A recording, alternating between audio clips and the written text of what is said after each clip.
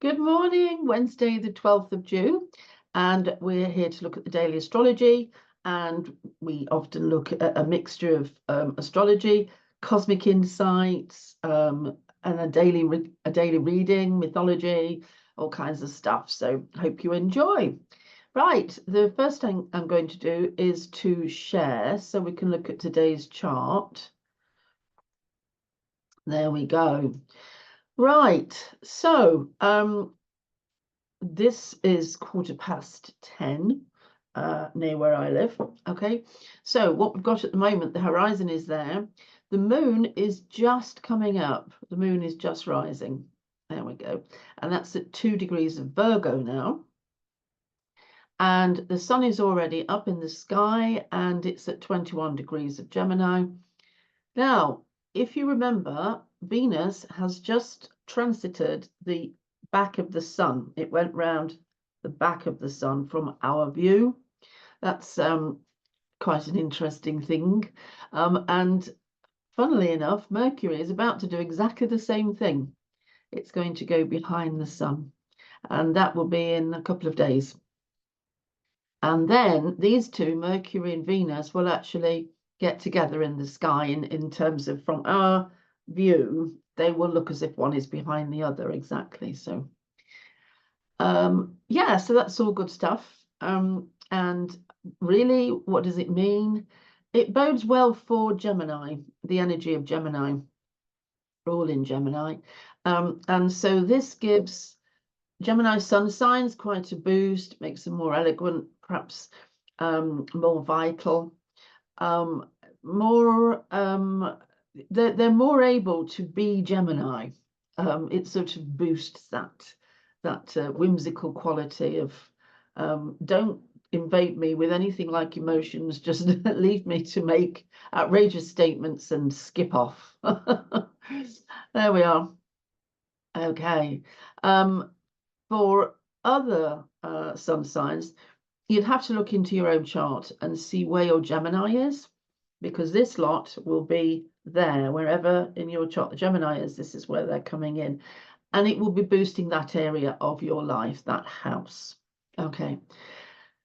And if you want to learn how to do all this, I am actually teaching it free on videos at the moment. So have a look, mention it in the comments and I'll point you in the right direction. Okay, one of the things I really wanted to look at specifically today is the position of Saturn and Mercury, because Mercury is at 19 of Gemini and Saturn is at 19 of Pisces. Now we're going to play that game where I say to you, and what cross is that on? Because by now you're supposed to have learned which are the 4 zodiac signs on which of the 3 crosses. That didn't make grammatical sense, but you're supposed to have learned the Gemini signs which fit onto the 3 crosses. In this case, we're actually on the mutable cross. And this means we've got Gemini opposite Sagittarius, and it is crossing Virgo and Pisces there. So there is a 90 degree angle between Mercury at 19 Gemini and Saturn at 19 Pisces, a square. So we say that Mercury is squaring Saturn. We always say that the faster moving planet is doing something to the slower moving planet. So we don't say Saturn is squaring Mercury because Saturn's slower moving. We say Mercury is squaring Saturn, if you want to get the jargon right. Okay, so what does this mean for people? What does it mean for us, right, here on the beach, grains of sand? So Mercury describes commerce, contact between people, the communication, and particularly data. So communication around the planet, what people notice, it's our ability to communicate with each other on whichever level we're using. So it could be through word, it could be through writing, we could be reading, it could be through data, this kind of thing. It allows the communication to happen. It also covers things like short journeys and neighborhoods and siblings, but I mean that's we're going further than we need to. For transiting astrology purposes, it is the connector, and it connects up things with each other. It's like it's like a universal sticky thing which says, okay, this bit wants to contact that bit, and it sort of sticks them together. It's a weird thing. Anyway, it sort of has a web, put it like that. So it has this web, and the web, everything zaps around the web and is communicated to the whole group. Bit like the ants, isn't it? So ants somehow have this vast communication system. Well, Mercury will describe that. Okay, Saturn is how we cope with restrictions. It's austerity, it's testing, it's about boundaries, and it makes us feel quite lowered. Saturn, being an Earth planet, sort of removes the fire, which gives us the joy in life. Okay, so if they are in a square position to each other, what we know is that they are irritated by each other. And it's possible that somebody is backed into a corner and has to make an action that they didn't think they'd ever have to make. And so that somebody would be represented by Mercury in this case, because Saturn is doing the action. So it's backing anything that is ruled by Mercury into a corner. And Mercury has to take this action, but it isn't gladly taken. It's taken under duress. It's accepted with a sort of a melancholy along with it. There is an element of loss sometimes with it, a feeling of failure or frustration. So that's sort of in the sky, and that kind of attaches to anything below which has the resonances involved.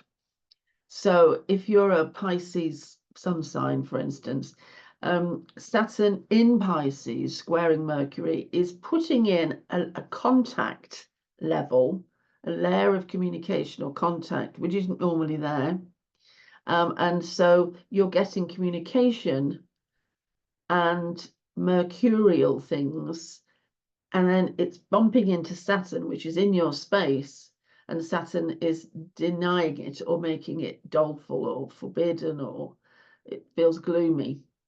And you can't help but pick that up because Saturn is sitting in your energy. Okay, so there's a few sun signs might be involved in here. So Gemini sun sign, Pisces sun sign, Virgo sun sign, because Mercury rules Virgo too. But for everybody else, it's not just those sun signs, it's wherever these things are touching in your chart. So you'd kind of have to get onto astro.com and just sign up. It's free, subscribe, and you can run your chart off. And I'll put the instructions actually in the comments at the bottom of this so that you've got how to do it easily, because honestly it is a bit of a minefield if you're just starting out. But then you'll be able to run your chart off, or your boyfriend's chart.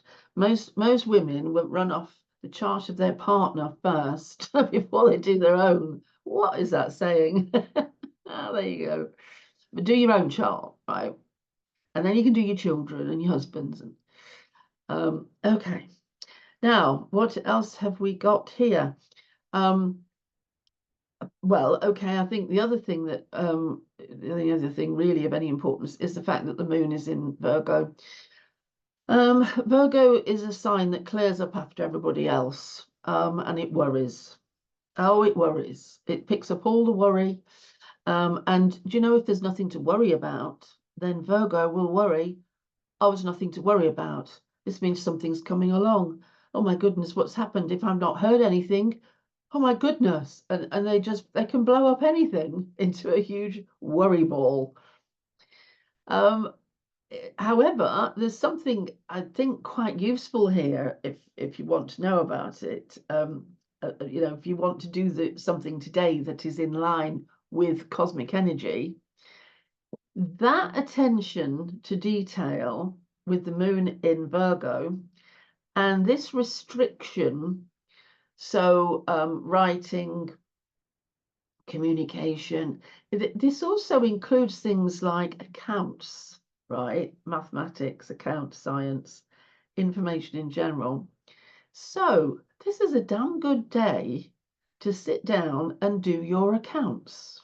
You could, for instance, do your inland revenue accounts for the year ending in March if you're self-employed.